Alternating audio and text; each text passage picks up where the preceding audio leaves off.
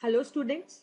Today in this video we are going to take up a topic from chemistry. We are on part 3 of chapter chemical bonding. As you have already studied the part 2, we have learned that how we can make the covalent bonding and what are the different types of bonds. So now it's the time to proceed with other topics. Topics to be covered in this video are ionic compounds and covalent compound properties, metallic bond, structure of diamond and its uses, structure of graphite and its use, structure of silicon dioxide crystal. So let's start with bonding. As we have already done the ionic and covalent bond, so in this video we are going to see the characteristics of ionic and covalent bond. But before we proceed further, so let us do a quick recap. You know that ionic bond is formed by transfer of electrons.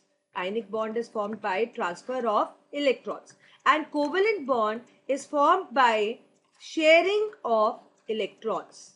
And we have already done that ionic bond is preferably formed between metals and non-metals because one is donor and other is acceptor. And covalent bond is formed by sharing of electrons, and the one that participate in this bonding are non-metals. That is, this bond is formed between non-metal and a non-metal. So they mutually share the electrons. And we are doing this kind of bonding, whether it is ionic or covalent, just for the sake of attaining noble gas configuration. The atoms combine just to attain noble gas configuration, because when they attain noble gas configuration, they attain the stability. So everything needs to attain stability. So likewise, atom also needs to be stable, and for this they show this phenomena, that is chemical bonding. Let's do characteristics of ionic compounds. So first of all, you should know that what compounds are called as ionic compounds. See, ionic compounds are those compounds which are bonded by ionic bond. So in a simple way, we can say that where the bonding in the atoms by an ionic bond, or you can say the elements are combined by the ionic bond, those compounds are referred to as ionic compounds. So what are the properties? Let's start. As you have seen that in ionic bond, there is transfer of electron. The one atom donates and the other accepts. So as a result, they have the charges on the particles.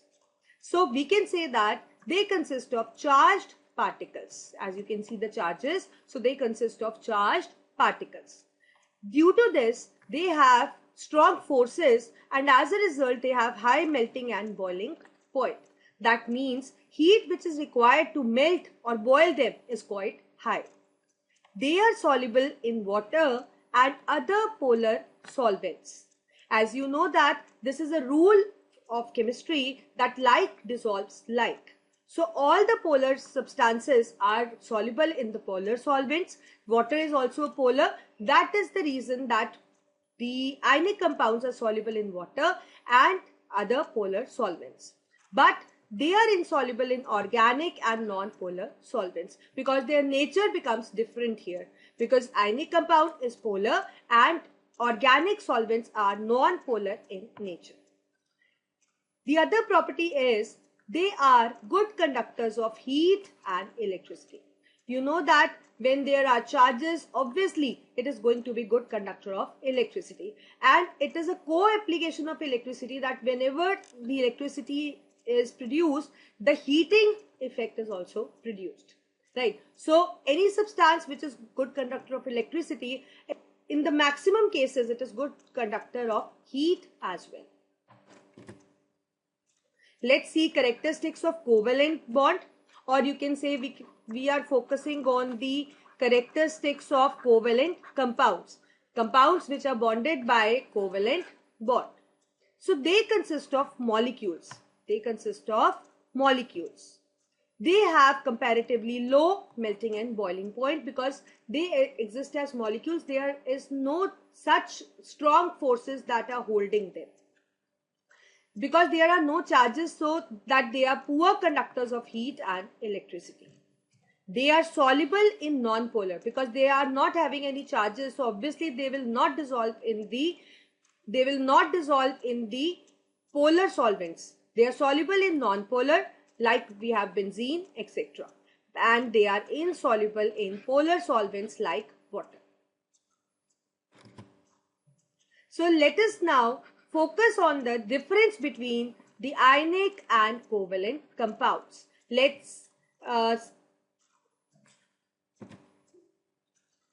Ionic compounds, they are charged particles. In covalent compounds, there exist the molecules. They are good conductor of heat and electricity. Covalent compounds are poor conductor of heat and electricity. Ionic compounds are soluble in polar solvents because they have charges in them, but they are insoluble in polar solvents. Ionic compounds are insoluble in non-polar solvents, but covalent compounds are soluble in non-polar solvents.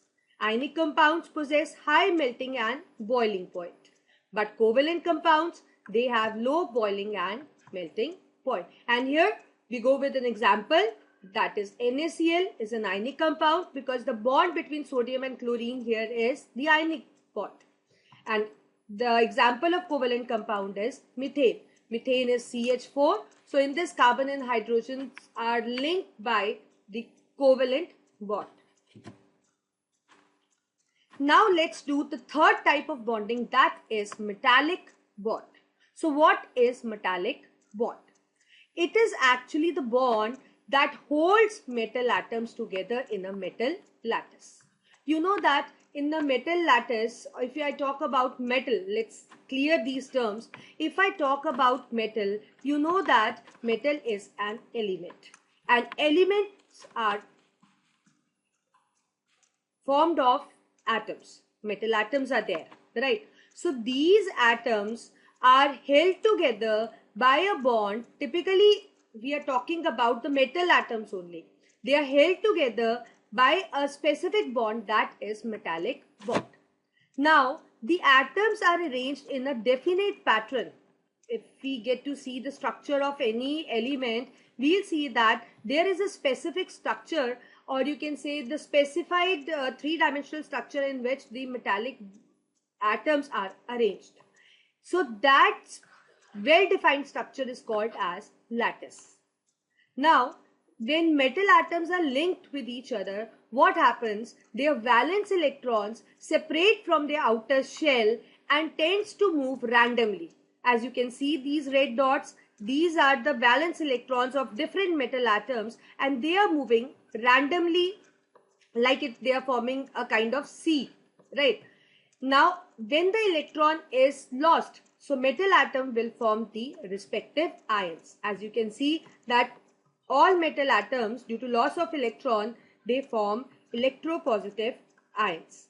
So now what happened? These electrons act like a C. These electrons act like a C. And these are the metal ions. We can say that they are floating in the sea of electrons. And these valence electrons are randomly moving. But these electrons doesn't get ejected out of the lattice. The reason being, there exists an electrostatic force of attraction between the electrons, or you can say the electron cloud or the electronic sea, and the metal atoms. You can call the metal ions as the kernels also. So there exists the attractive force, and that attractive force that holds these floating valence electrons and the metal ions in place is called as metallic bond. So we'll write that metallic ions starts repelling each other, but they are joined together due to an attractive force that exists between the electron cloud and metal ions. So this bond, attractive force that is holding these metal ions, instead of repelling, they are still together because there exists the electrostatic force between these electrons, the electron cloud and the metal ions. So the attractive force that exists is called as metallic bond. So in this diagram, I think you got it that these are metal ions. We can also write as kernels, right? And these valence electrons are delocalized, and they can be related to the C of electron. Now let's do the structure of diamond and graphite. There are certain covalent compounds which have got a huge structure, three-dimensional structure. So let's focus on that. So let's do the structure of diamond and graphite. If we look at the structure of diamond, in it, each carbon atom is linked with 4 other carbon atoms like this, forming a three-dimensional structure. This independent structure is called as tetrahedral structure. So these tetrahedral structures get interlinked to form a network. So let's see how the actual three-dimensional structure of diamond looks like. So this gives rise to a network like this. So this is a three-dimensional huge structure of diamond which is formed by the linking of carbon atoms, or you can say the different tetrahedral structures get linked to form a network. And because there exists the strong bonding, that is the reason diamond is quite hard and non-volatile and also possess high density. Now let's look at the structure of graphite. In graphite, each carbon atom is linked to 2 other carbon atoms, and they are further linked to the similar structure like this, held by these forces, and they are joined to form a hexagonal ring. And as you can see that these hexagonal rings are interlinked with each other, giving rise to a three-dimensional structure. And there exist the layers. There exist layers. As you can see that these are layers of hexagonal rings. And these layers are further joined by these forces. That is van der Waals force. That is van der Waals force. So I think you got it, that what the structure is actually. These blue circles indicates the carbon atom, right? So this is one hexagonal ring. As you can see that these carbon atoms are also a part of different hexagonal rings. So they are interlinked, forming a network. They form the layers, and these layers are interconnected by this weak van der Waals force. So these layers can actually slip over one another, and that makes the graphite, you can say, soft and slippery. So due to its structure, it is quite soft, shiny and black in color. It is resistant to chemical attack. It is good conductor of electricity, and the major use is that it acts as a lubricant. Because of its softness, it acts as a lubricant. Now let's see the another huge structure, that is structure of silicon dioxide crystal. Now how the silicon dioxide crystal looks like. So as you can see that this is the structure of silicon dioxide. So what do you get to see in this structure? Its structure is quite similar to diamond. But just you can say the oxygen atoms are also added between these silicon atoms. So this gives rise to this huge structure. Silicon dioxide possess high melting point. I'll write here that silicon dioxide this crystal possess high melting point because of the strong covalent bonds which are present in between the atoms present in the crystal. And due to these forces, it is quite hard in nature, but it doesn't conduct electricity. Because there are no delocalized electrons, and they are insoluble in water and also in organic solvents. So we can say that it is insoluble in water as well as in organic solvents. So this is what is silicon dioxide crystal. Now let's do few question and answers. So the first question is, how metallic bond is different from ionic and covalent bond.